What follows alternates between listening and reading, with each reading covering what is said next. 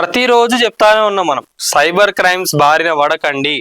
మీకు ₹1 మీకు with in కొన్ని గంటలలోనో లేదా కొన్ని రోజులలోనో ఆ రూపాయి కాస్త మీకు ₹100 అవుతుంది అని అంటే దాన్ని నమ్మకండి. ఈజీ మనీ ఎప్పుడైనా కూడా ఫేకే అని చెప్పి మనం చెప్తానే ఉన్నాం. చాలా మంది పెద్ద మనుషులు చెప్తా ఉన్నారు. అగో అసలు ఇక్కడ విచిత్రం ఏంటంటే ఆ చెప్పేటోళ్ళు ఎవరైతే ఉన్నారో ఆ పెద్ద మనుషులు వాళ్ళే ఈరోజు సైబర్ ట్రాప్ లో పడడం జరిగింది. అది ఎందుకంటే వాళ్ళకు 2 కోట్లను కాస్త మేము 1000 కోట్లు చేస్తాం, 100 కోట్లు చేస్తాం, లక్షల కోట్లు చేస్తాం అనగానే పైసల మాయలో పడిపోయినారు. తెలిసిన పర్సనే ఎవరు? జేడి లక్ష్మీనారాయణ గారు. సైబర్ వలలో జేడి విలవిల, జేడి అత్యాశ సైబర్ ఠోకరా. జేడి పేరు చెప్పి సైబర్ నేరగాళ్ళు ఇంకా ఎంతమందిని మోసం చేశారో ఒక్కసారి అర్థం చేసుకోండి. జనరల్ గా ఇన్ఫ్లుయెన్సర్స్ ఎవరైనా కూడా వాళ్ళు చెప్తేనే, ఇప్పుడు జనరల్ ఒక హీరోయినో లేదా సోషల్ మీడియా ఇన్ఫ్లుయెన్సర్స్ వాళ్ళందరూ ఇట్లాంటి వాళ్ళు ఎవరైతే ఉంటారో వీళ్ళందరూ చెప్తే ఏంటంటే నమ్ముతారు చాలా మంది కూడా. అరే నిజమే కదా అని చెప్పి వాళ్ళు కూడా ఏమవుతుందంటే అటు సైడ్ పోవడం జరుగుతుంది. సో జనరల్ గా నడిచేది ఇది. మరి వాళ్ళే ఈరోజు సైబర్ వలలో పడ్డారంటే మళ్ళీ ఇంకోటి ఏంటంటే జేడి లక్ష్మీనారాయణ గారు చిన్న వ్యక్తి అయితే కాదు. ఎందుకంటే జేడి లక్ష్మీనారాయణ గారు కూడా పోలీస్ డిపార్ట్మెంట్లో చేసిన వాళ్ళు, చాలా వీటన్నిటి గురించి కూడా తెలిసిన వాళ్ళే. జేడి గారే ఈ రోజు మరి డబ్బుకు అంత అత్యాశ పడి పోవడం అనేది కరెక్ట్ అయితే కాదు. ఎందుకంటే మీరు అనుకుండవచ్చు, నన్ను ఎవరు మోసం చేస్తారు, నేను ఒక పోలీస్ వ్యక్తిని, నేను CBI officer, X CBI officer, ఇంత పెద్ద మనిషిని, నన్ను ఎవరు మోసం చేస్తారులే అని అనుకున్నట్టున్నారు.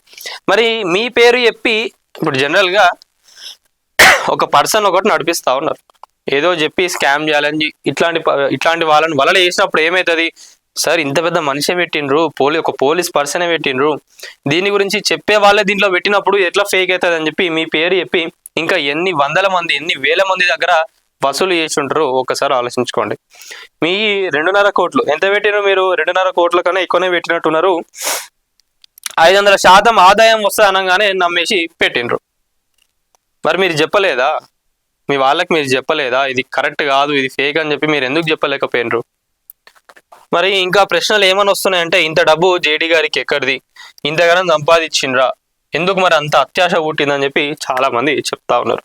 సమాజ చైతన్యం అత్యాశ వ్యాపారం. పేరుకు మేధావి, ఇదేం తింగరి పని. సమాజాన్ని మార్చే ప్రయత్నం, నిత్యం చైతన్య ప్రవచనం. నూతన రాజకీయం అత్యాశ వ్యాపారం. సుదీర్ఘ కాలం పాటు పోలీస్ డిపార్ట్మెంట్ ఉద్యోగం నేర్పిందేమిటి? జేడి లక్ష్మీనారాయణ నేర్చుకున్నదేమిటి? ఆ మధ్య బెట్టింగ్ యాప్స్ మీద ప్రజల్ని చైతన్యం చేసిన జేడి. సైబర్ నేరగాలు ఎలా వల విసురుతారో చెప్పిన జేడి. ఆయన ఎట్లా సైబర్ వలలో చిక్కారు? 10 ఏళ్ల క్రితమే రిటైర్ అయిన జేడీకి అంత డబ్బు ఎక్కడిది అని పుట్టుకొస్తున్న ప్రశ్నలు. రాజకీయ పార్టీ పెట్టి తీసుకున్న విరాళాల, ఎన్నికల అఫిడవిట్లు చూపించిన లెక్కలు పోగొట్టుకున్న సొమ్ముకు పొంతననే లేదని చెప్తా ఉన్నారు. 12 రోజుల్లో 19 సార్లు డబ్బులు ఎలా చెల్లించారు? 500% ఆదాయం సమకూరుతుందంటే ఎలా నమ్మారు? హర్షద్ మెహ్రా కథ తెలియని వ్యక్తి కాదు.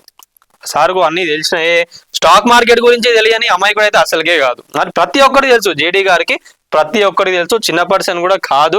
అసలు మోసపోని వ్యక్తి ఎవరైనా ఉన్నారంటే జేడి లక్ష్మీనారాయణ అని చెప్పొచ్చు. కానీ వాళ్ళే ఈ రోజు సైబర్ వలలో పడ్డారంటే ఎట్లున్నదని ఒకసారి ఆలోచించుకోండి. అంటే అక్కడ ఏమైతుందంటే తెలుసో తెలియక కాదు, ఆశ, డబ్బు ఆశ. నిజంగా డబ్బు అనేది మాయ అని చెప్పి చాలా మంది అంటా ఉంటారు కదా, అది నిజమే. కానీ మనం ఎంత కంట్రోల్లో ఉన్నాం, ఎక్కడి వరకు, అదేంటి మన లక్కీ భాస్కర్ సినిమాలో ఒక డైలాగ్ ఉంటుంది, మంచిగా ఉంటుంది, జూదం ఎన్నిసార్లు ఆడడం అనేది కాదు, ఎక్కడ ఆపినం ఏందనేది ఇంపార్టెంట్ అని చెప్పి చెప్తాడు కదా. సినిమాలను చూసినా కొంచెం మోటివేట్ కావాలి జనాలు అనేది. అన్ని తెలిసిన జేడి అత్యాశతో ఇరుక్కున్నారు. అన్ని తెలిసి ఏమైంది, అత్యాశ, డబ్బు పైన వ్యామోహం, అత్యాశతోని ఇరుక్కున్నారు. నన్ను ఎవరు ఇరికిస్తారులే, ఆమె పోలీస్ ఆఫీసర్ అని అనుకుంటే సరిపోదు. డబ్బు పోయినందుకు బాధపడాలా? అనవసరంగా డబ్బులు పోయిన విషయం చెప్పి విమర్శలకు పాలవుతున్నారా? సైబర్ నేరగాళ్ళు చెప్పిన మాటలు ఎలా నమ్మారు? సామాన్యుల పరిస్థితి ఏమిటి? ఇవి వస్తున్న ప్రశ్నలు.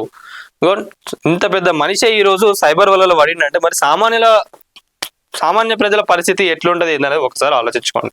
మరి మీకు అంత డబ్బులు ఏడికెళ్ళి వచ్చినాయి? 12 days లో మీరు 19 times ఆ డబ్బుల్ని కూడా ఎట్లా ఇచ్చిండ్రు? 500% వచ్చిందంటే ఎట్లా నమ్మిండ్రు ఏందనేది ప్రశ్నలన్నీ వస్తూ ఉన్నాయి. జనాలందరూ కూడా ఒకటి తెలుసుకోవాలి, ఈజీ మనీ ఎప్పుడైనా కూడా ట్రాపే. దయచేసి నమ్మకాన్ని, మీరు కష్టంతోని మీరు ఎంత కష్టపడి సంపాదించిన దానికే వాల్యూ ఉంటుంది. ఇట్లా వచ్చిన పైసలు ఇప్పుడు కాకుండా ఎప్పుడో ఒకసారి పోతాయి.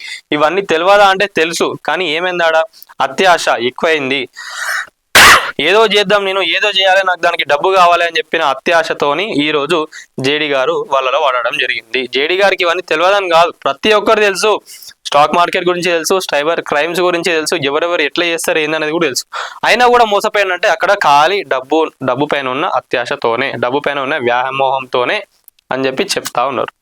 మరి ఇప్పుడు జేడి గారు కూడా తలకాయ పట్టుకొని కూర్చుంటారు. ఏంటంటే డబ్బు పోయిందని బాధపడాలన్నా, ఇది అంతా బయటికి తెలిసిందని బాధపడాలన్నా ఏందనేది కూడా అర్థమవుతలేదు అని చెప్పి తలకాయ అయితే పట్టుకొని కూర్చున్నారు. మరి ఇది ఇట్లా మన డే టు డే లైఫ్ లో కూడా చాలా మంది ఏంటంటే ఎవరైతే ఈ ఓల్డ్ ఏజ్ పర్సన్స్ ఉన్నారో వాళ్ళని టార్గెట్ చేస్తా ఉన్నారు. ఇంకా స్కూల్ పిల్లలు అంటే జనరల్ గా ఇప్పుడిప్పుడే కొత్తగా బ్యాంక్ అకౌంట్స్ తీసుకొని ఏంటంటే కాలేజ్ లైఫ్ స్టార్ట్ చేసిన పిల్లలు ఉంటారు కదా, వాళ్ళని కూడా ట్రాప్ చేస్తా ఉన్నారు. ఎందుకంటే వాళ్ళకు కూడా పైసలు కావాల్సి వస్తుంది కాబట్టి ఇట్లాంటి వాటికి చాలా ఈజీగా అట్రాక్ట్ అవుతా ఉన్నారు. దీనిపైన ఇంకా చాలా ఏమంటారు అవగాహన చేసేటట్టుగా వీడియోస్ రావాలి. ఇన్ఫ్లుయెన్సర్స్ కూడా అంటే ఎవరైతే ఇట్లా వలలో వడని వాళ్ళు కరెక్ట్ గా ఉండేటోళ్ళు ఎవరైతే ఉంటారో వాళ్ళందరూ బయటికి వచ్చి వీటిని ప్రమోట్ చేస్తే ఇంకా బాగుంటది. ఎప్పటికప్పటికి మనం కూడా దీనిపైన అవగాహన చేస్తానే ఉన్నాం. అయినా కూడా ఎక్కడనో అక్కడ కొత్తగా రోజు ఇక టెక్నాలజీకి సంబంధించినట్లుగా రోజుకి ఏదో ఒక స్కామ్ పుడతానే ఉన్నది. ఇంకోటి కూడా ఏంటంటే గతంలో బ్యాంకులకు సెక్యూరిటీ గార్డ్స్ ఉండేటోళ్ళు. ఇప్పుడు బ్యాంకులను ఎవరు దోచుకోవట్లేదు, సెక్యూరిటీ గార్డులను అందరు తీసేసిన ధైర్యంగా వాళ్ళు కూడా.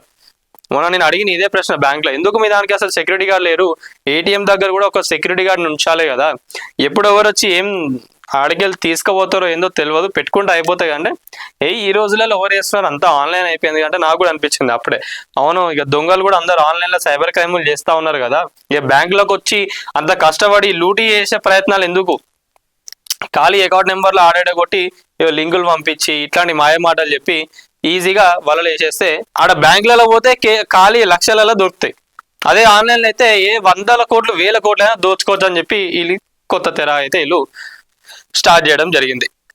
ఇది అందుకే బ్యాంక్ దోపిడీలు అన్ని తగ్గిపోయినాయి, సైబర్ క్రైమ్సే చాలా పెరిగిపోయినాయి. మరి దీన్ని వీళ్ళు ఎట్లా అరిగడతారు? ఒకటే ఏంటంటే ప్రతి ఒక్కరు ఎంతమంది మనం ఏం చెప్పినా కూడా మనం ఎంత కరెక్ట్గా ఉంటున్నామో ఏందనేదే ఉంటుంది. మన హ్యాండ్స్లో కూడా చాలానే ఉంటుంది. అది మనము ఎంత దూరంగా ఉంటున్నాం వాటికి ఏందనేదే ఉంటుంది. లేకుంటే ఇగో చూడండి, ఇంత పెద్ద పర్సనాలిటీయే ఈరోజు సైబర్ వలలో పడ్డారంటే he was maybe out of his control. అందుకే మన కంట్రోల్లో ఉంటే ఏదైనా కూడా మనం సాధించవచ్చు. ప్రతి ఒక్కరు కూడా ఏదైనా మీకు లింక్స్ వచ్చినా కానివ్వండి, ఎవరైనా ఫోన్ చేసి చాలా రకాలు ఉన్నాయి సైబర్కి సంబంధించి, వాటి గురించి తెలుసుకోండి.